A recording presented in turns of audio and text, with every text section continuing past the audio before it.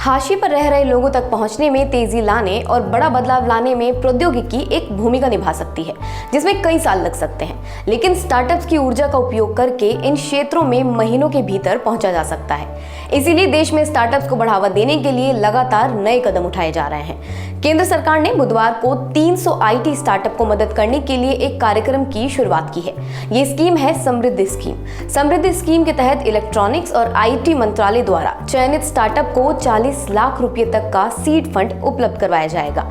इसके साथ ही मंत्रालय द्वारा उन्हें मार्गदर्शन भी प्रदान किया जाएगा।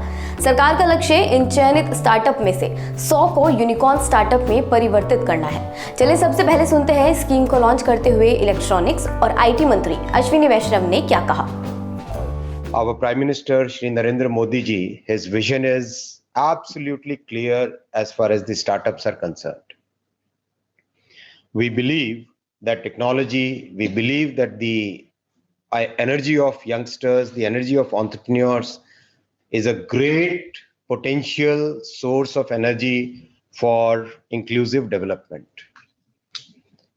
Employment in traditional industries as well as employment in new age industries, new age startups is a stated mission. It's a stated goal of our government, stated vision of Prime Minister Narendra Modi ji, and initiatives and schemes like Samriddh will help accelerate the implementation of that vision. Electronics और IT मंत्री अश्विनी वैष्णव आगे कहते हैं कि startup के लिए fund की कमी कोई बड़ा मुद्दा नहीं है। आइडिया को वास्तविक उत्पाद में बदलने का अभाव या किसी आइडिया को उद्यम में बदलने के लिए आवश्यक कौशल को एकत्रित करने की कमी अधिकांश स्टार्टअप के लिए एक बड़ी चुनौती है।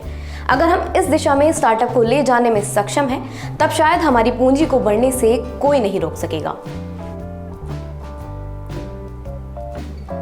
किसी भी स्टार्टअप को चलाने के लिए सबसे मुश्किल समय होता है शुरुआती समय, यानी जब वह स्टार्टअप शुरू किया जाता है। लेकिन समृद्धि स्कीम के अंतर्गत इलेक्ट्रॉनिक्स और IT मंत्रालय ने जिन स्टार्टअप्स को चयनित किया है, उनको 40 लाख तक का सीड फंड उपलब्ध करवाया जाएगा। इसके साथ उन्हें शुरुआत में 6 महीने की बेसिक ट्रेनिंग भी दी जाएगी, ताकि वे अच्छे से फल फूल सकें। दरअसल कोई भी प्राइवेट या वो कंपनी जिसका वैल्यूएशन $1 बिलियन से ज्यादा हो जाता है, उन कंपनी को फाइनेंशियल दुनिया में यूनिकॉर्न स्टार्टअप कहते हैं। केंद्र सरकार शुरुआत से ही 100 यूनिकॉर्न के लक्ष्य को पूरा करना चाहती है। इलेक्ट्रॉनिक्स और IT मंत्रालय के अनुसार देश में इस वक्त 63 यूनिकॉर्न है, जिनकी कुल पूंजी $16,800 करोड़ से अधिक है। इलेक्ट्रॉनिक्स और IT मंत्रालय के विशेष सचिव ज्योति अरोड़ा ने लॉन्चिंग प्रोग्राम के दौरान बताया कि प्रोडक्शन, इनोवेशन, डेवलपमेंट और ग्रोथ समृद्धि के लिए स्टार्टअप एक्सेलरेटर की अवधारणा को सिलिकॉन वैली स्थित एक्सेलरेटर वाई कॉम्बिनेटर की तर्ज पर तैयार किया गया है। उन्होंने बताया कि मंत्रालय ने इन 300 स्टार्टअप में से 100 यूनिकॉर्न निकालने का लक्ष्य रखा है।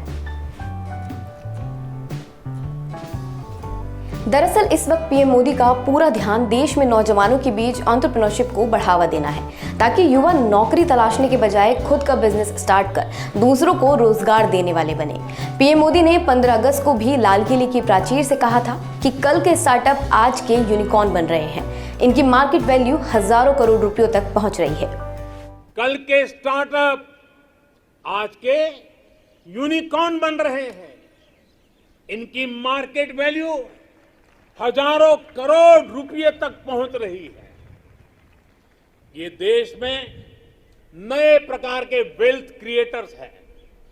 ये अपने यूनिक आइडियाज की शक्ति से अपने पैरों पर खड़े हो रहे हैं, आगे बढ़ रहे हैं और दुनिया को छा जाने का सपना लेकर के चल रहे हैं।